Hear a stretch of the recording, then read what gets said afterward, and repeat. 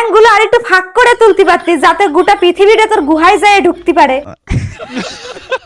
না তুই কি দেখাতে চাচ্ছিস? তোর এই ঠ্যাং ফাঁক করা নাচ নাকি তোর শাড়ির তলার জাঙ্গিয়া? বাইগান।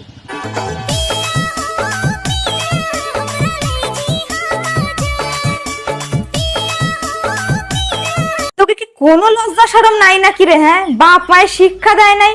রাস্তার ভিতরে যাইয়ে এরকম কাপড় তুলে তুলে নাচতেছিস, সাথে আবার পিছনে এখন বলদাপাটা ভেড়াও নাচতেছে তোর সাথে। তোকে খালি কি দরকার বলতো? জুতোর ট্রিটমেন্ট। যে যেখানে পাবা রাস্তাঘাটে দেখলে একদম জুতো দিয়ে ধপা ধপ ওই গুহায় পিটন দিবা, তাহলে যদি সুজা হয়। নির্লজ্জ।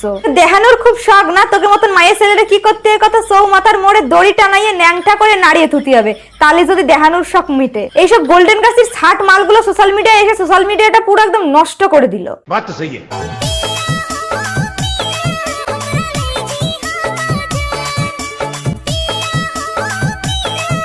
হ্যাঁ হ্যাঁ, তোল না, আর একটু তুলে সবাইকে ভালো করে দেখিয়ে দে যে তোর তলে লাঠি না বাটি। আর সোশ্যাল মিডিয়াতে এসে এরকম কাপড় তুলে না নেচে এক কাজ কর, তোর বাড়িতে বাপ আর দাদা আছে না, বাপ আর দাদার সামনে গিয়ে এরকম কাপড় তুলে তুলে নাচ, দেখবি, দেখবে আর মজা নেবে। ये बड़ी अच्छी बात कही आप। আমার সামনে যদি কোনোদিন এইসব ঢ্যামনে পোকার বাচ্চাগুলো রাস্তাঘাটে পড়ে যায় না, সেদিন বিশ্বাস করে জুতিয়ে সব কাটার মুখ বেঁকিয়ে দেবো। মুখটা দেখ শুধু, এরকম বিশ্বা মেয়েকে কে ঘরের বউ বানাবে?